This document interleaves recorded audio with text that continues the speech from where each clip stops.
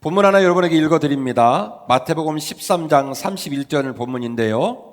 또 비유를 들어 이르시되 천국은 마치 사람이 자기 밭에 갖다 심은 겨자씨 한 알 같으니 이 무리는 모든 씨보다 작은 것이로되 자란 후에는 풀보다 커서 나무가 되매 공중의 새들이 와서 그 가지에 깃들이느니라. 많이 들어본 말씀이시죠? 여러분, 겨자씨가 어떻게 생겼을 것 같습니까? 한번 보여드리겠습니다. 손가락에다가 올려놓으면 10개 정도 올려놔야 그래도 좀 씨의 존재가 보이는 것처럼 작은 알갱이입니다.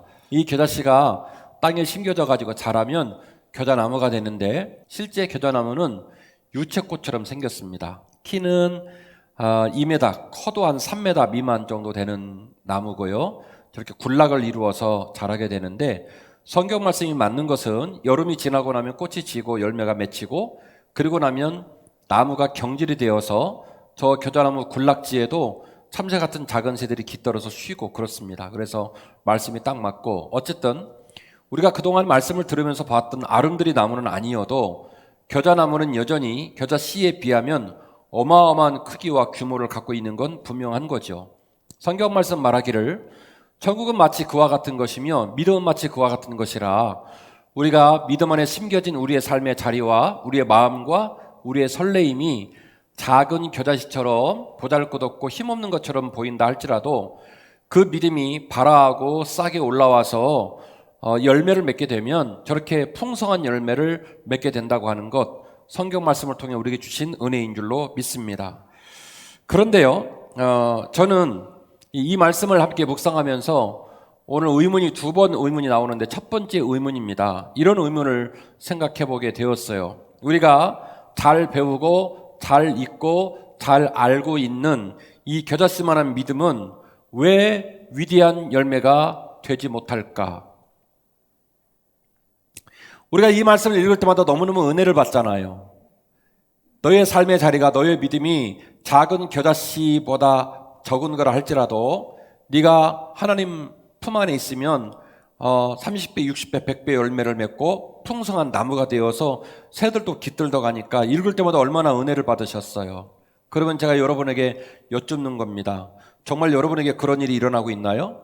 정말 여러분이 경험하고 있는 믿음의 동역자들에게 작은 씨가 위대한 나무가 되고 새들이 깃들고 그런 풍성한 열매를 맺는 일이 있던가요? 아마도 우리 대부분 그럴 것 같아요. 목사님, 그럴 때도 있고 안 그럴 때도 있는 것 같아요. 아니요, 조금 더 들어가면 목사님, 안 그럴 때가 더 많은 것 같아요. 아마 그러지 않을까요? 제가 믿는 하나님은 우리에게 거짓말하는 분이 아니십니다. 제가 믿는 하나님은요, 말해놓고 그 약속을 지키지 않는 분이 아니에요. 그러면 아마도 우리가 이 말씀을 오해했거나 이 말씀을 좀 더 정확하게 이해를 하지 못하고 있다고 보아야 할 거죠. 결국 마태복음에서 말하고 있는 작은 겨자씨만한 그 작은 존재가 어떻게 해서 위대한 존재가 된다는 역설적 메시지를 주고 있을까?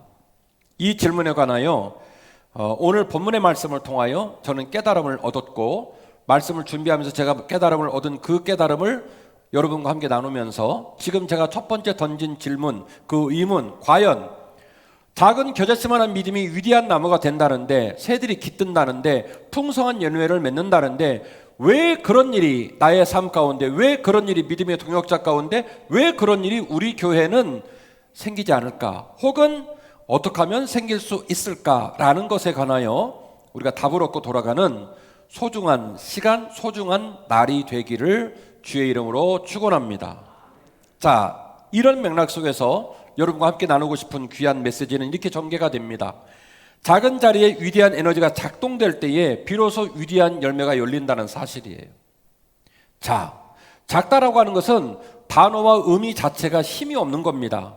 영향력이 아주 국소적이고 존재 자체가 무게가 없을 때 우리는 그것을 작다라고 표현을 쓰는 겁니다. 그런데 역설적인 말, 작은 게 큰 게 될 수 있고 작아서 가벼운데 그것이 무거운 것이 될 수 있다는 말은 억지적 주장에 지나지 않아요.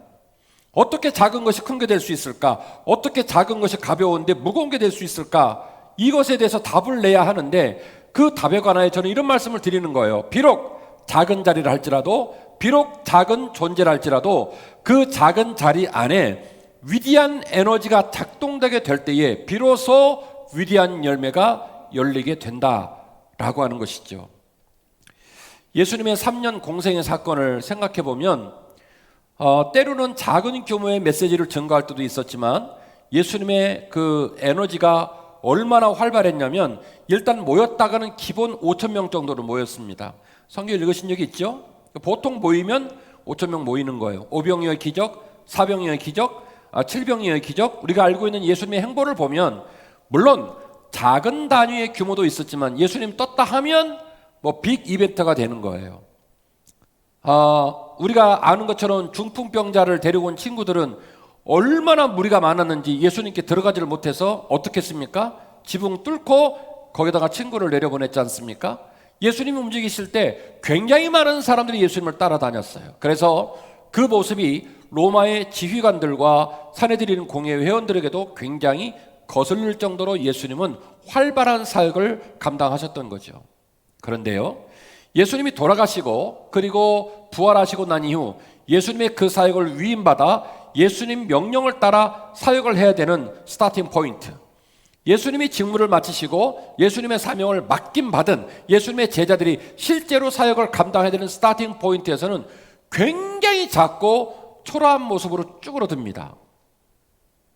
한번 떴다 하면 기본 5,000명씩 모였던 예수님의 모임은 이제 사도행전 1장과 2장의 말씀을 검토하니 사도행전 1장이 시작되는 모습을 보니까 몇 명 정도 남았냐면 500명 정도 남았고요. 그리고 그 500명 중에 그나마 예루살렘을 떠나지 말라는 말씀을 듣고 그 약속을 지키고 벌벌 떠면서 조차라도 마가의 다락방에 모여있던 사람이 몇 명이냐면 120명으로 줄어요.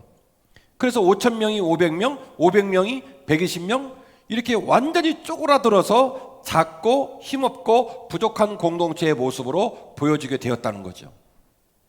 세상적인 논리로 말하면 폭망한 공동체입니다. 견적 안 나오는 공동체, 무엇도 할 수 없는 힘없는 공동체입니다. 점점 숫자가 줄어들고 그들은 걱정과 근심 속에 있습니다. 그런데요, 여기서 놀라운 반전이 일어나요. 그 실패하고 망한 것처럼 보여지는 120명 가운데서 기적 같은 열매가 맺혀지게 되는 거죠.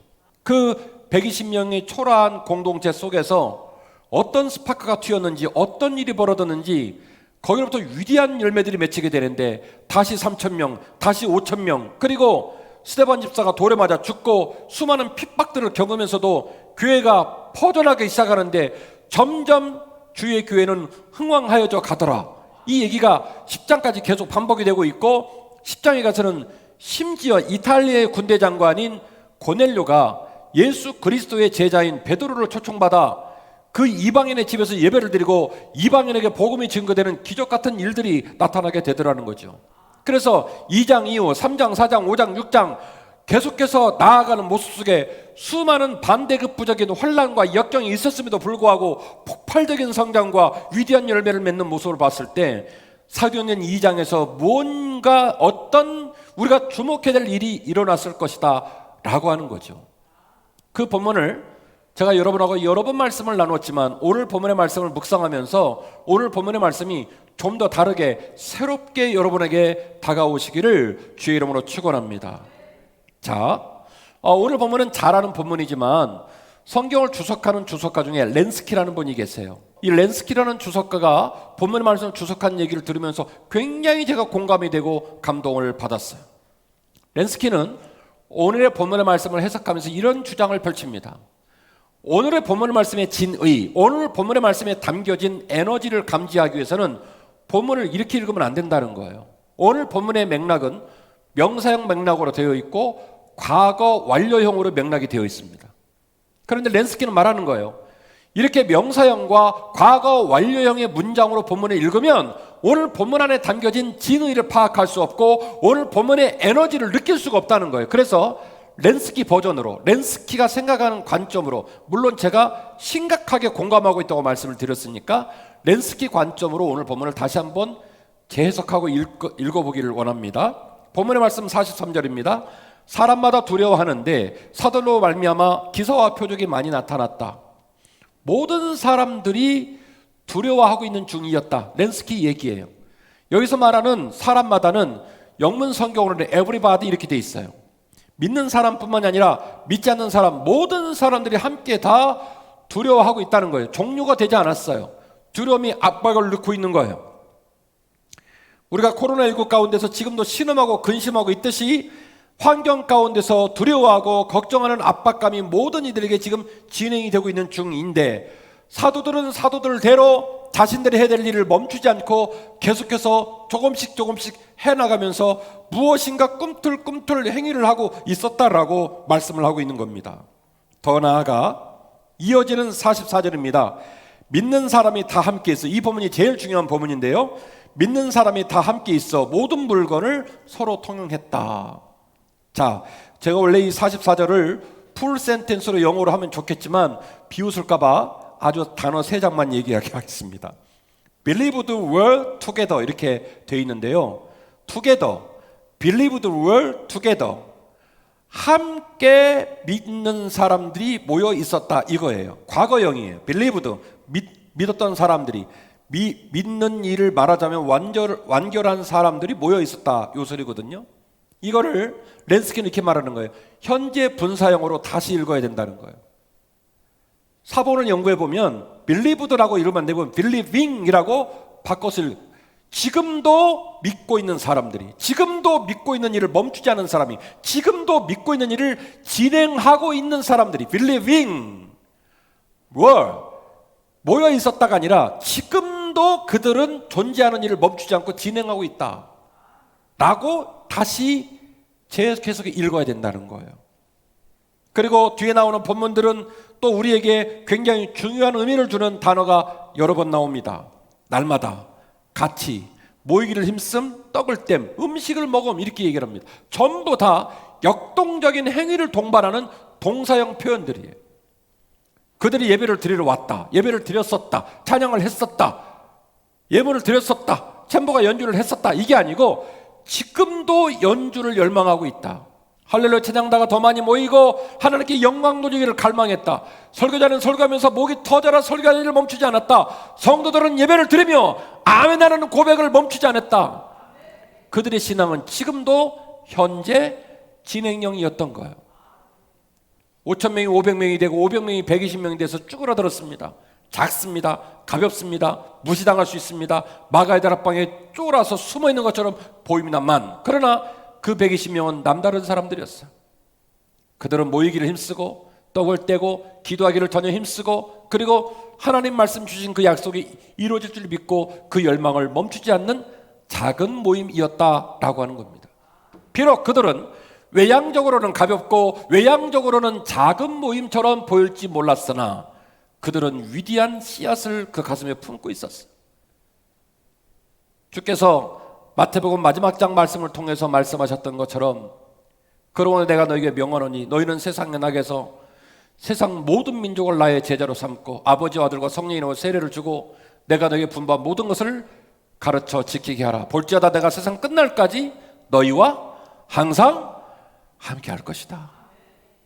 그 약속을 믿고 그 비전을 품고 그 뜻을 이루기를 원하는 열망을 그들은 그 작은 가슴에 품었던 거예요.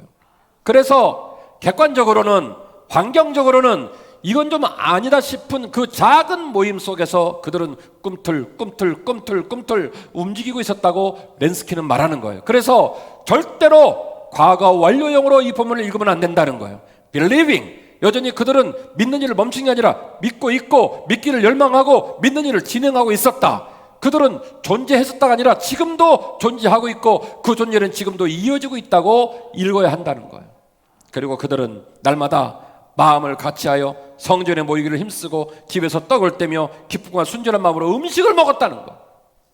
이건요 저항이에요.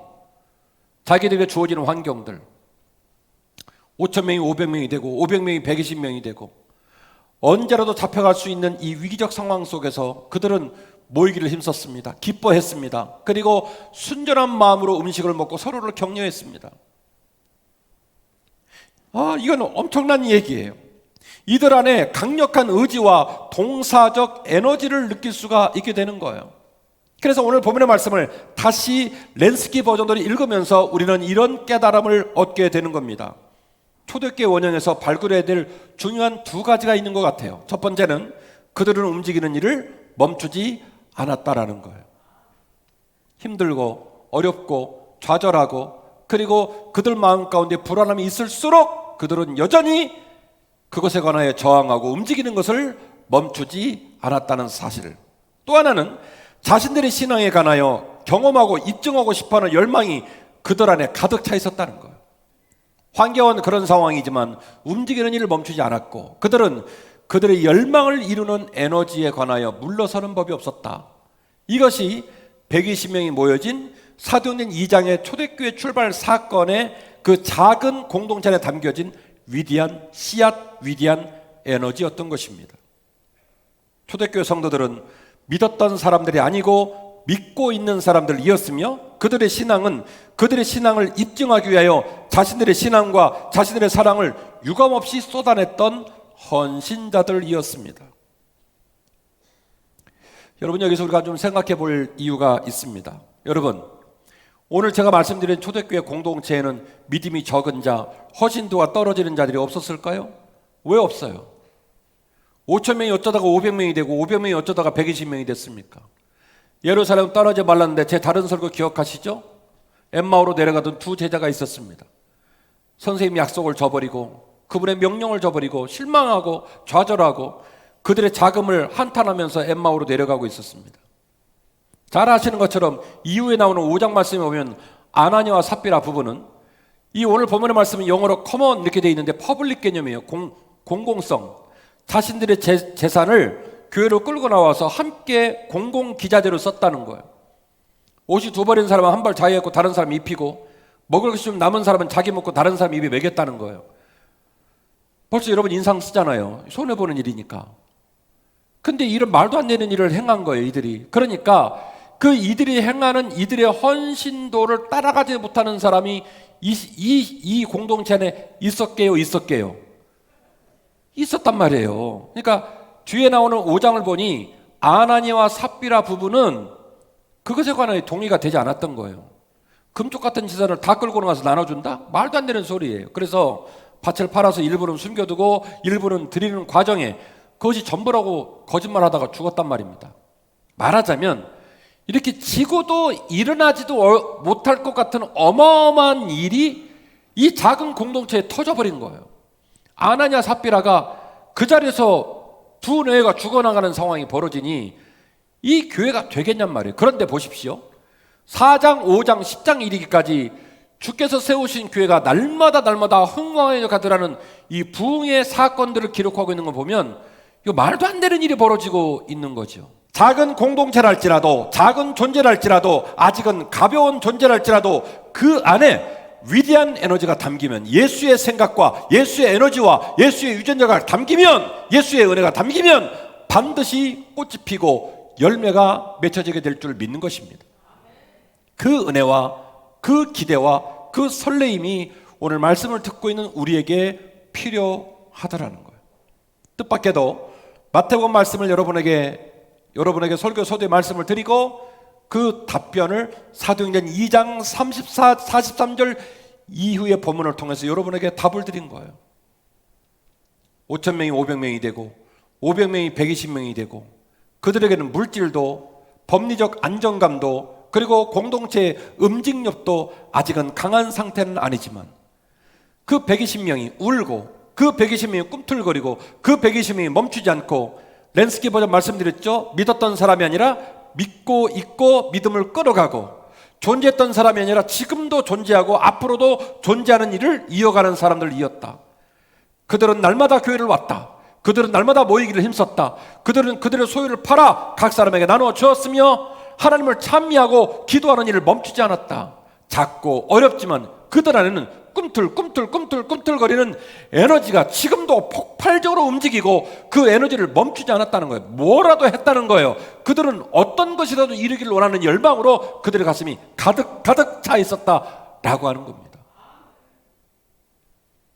이 열망이 그들을 위대한 공동체가 되게 했다라고 하는 것이죠. 이 위대한 공동체의 소원과 기대와 비전이 오늘 말씀을 듣고 있는 우리 모두에게 가득 차시기를 주의 이름으로 축원합니다. 더 나아가 두 번째 여러분에게 좀 나누고 싶은 중요한 과제가 하나 있는데, 선한 영향력과 칭송은 절대로 분리되지 않는다는 사실입니다. 선한 영향력과 칭송은 절대로 분리되지 않습니다. 본문의 말씀 47절인데요. 하나님을 찬미하며 또 온 백성에게 칭송을 받으니 주께서 구원받는 사람을 날마다 더하게 하시니라. 하나님을 찬미하며 또 온 백성에게 칭송을 받으니 주께서 구원받는 사람을 날마다 더하게 하시니라. 두 번째 의문입니다. 첫 번째 의문은 뭐라고 그랬죠? 작은 공동체가 과연 큰 공동체가 될 수 있느냐? 그게 왜 안 되냐? 그런 의문이라고 그랬죠? 두 번째 의문은 그거예요. 과연 모이기를 힘쓰는 것과 칭송받는 일이 분리가 가능하냐라는 의문입니다. 제 대답은 분리가 가능하지 않다입니다. 복음의 핵심이 그 유전자가 신자들에게 제대로 담기게 되면 그 신자들은 복음의 핵심인 그 복음의 에너지를 가지고, 예수의 운동 에너지를 가지고, 예수의 정체성과 유전자를 가지고 교회에 모이게 됩니다. 그리고 진짜로 모인 사람은 복음의 가치관과 예수의 유전자로 새롭게 태어나기 때문에 이들이 세상에 파송되는 일로 말미암아 하나님을 찬미하고 온 백성의 칭송을 받는 일은 절대로 분리될 수가 없다는 거예요. 세상 사람이 곧 교회 안에 있고 교회 안에 있는 사람이 곧 세상에 있기 때문에 그렇습니다. 그런데 우리가 만약에 교회에다 벽을 치고 우리끼리만 거룩하고 우리끼리만 잘하고 우리끼리만 위대하고 말하는 건 그건 거짓말이에요. 병든 거예요. 진짜 거룩한 교회는 보잘것없고 작은 규모로 보인다 할지라도, 우리가 오늘 예배드리고 나가면 이 주변에 얼마나 크고 높은 건물이 많습니까? 자본주의 논리로 봤을 때 얼마나 위대한 사람이 많습니까?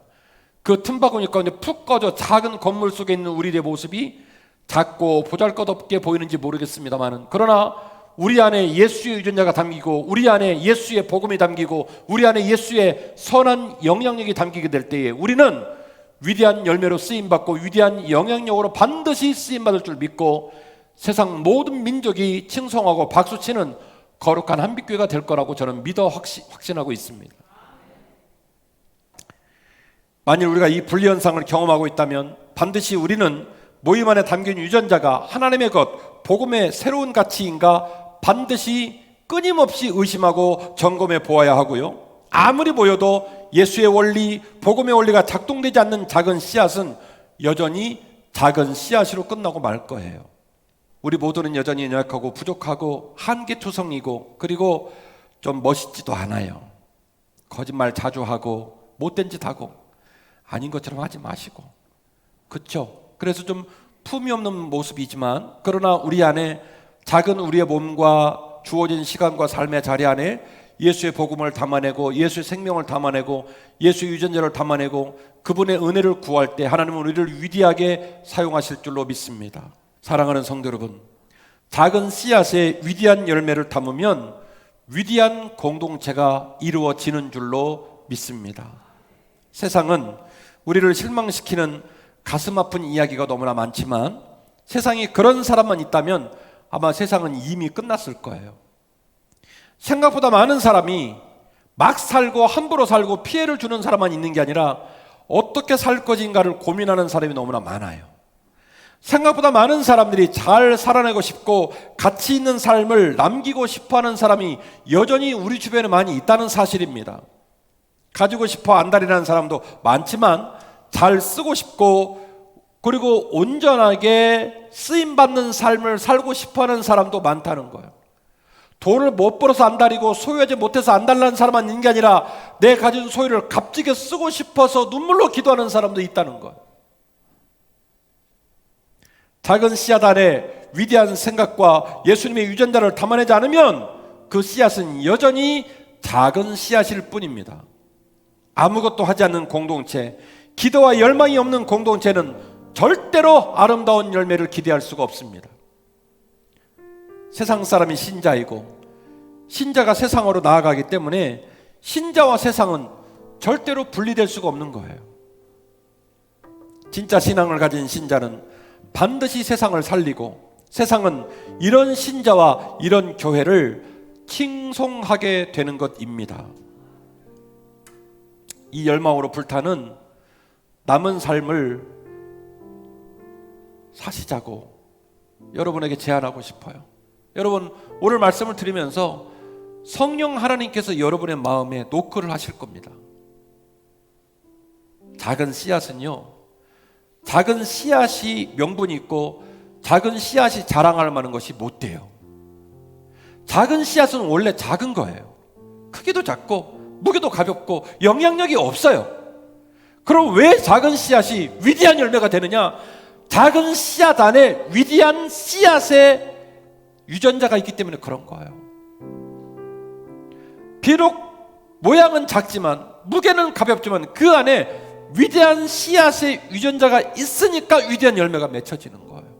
그러니까 생각해보면 없다, 찌그러졌다, 부족하다 생각해보면 울 일밖에 없고 속상할 일밖에 없지만, 그러나 나 살았던 옛날의 모습들, 나 왔던 모습들 생각해보면 이 모양 저 모양 다 하나님의 은혜였습니다라고 고백이 되실 줄로 전 믿어요.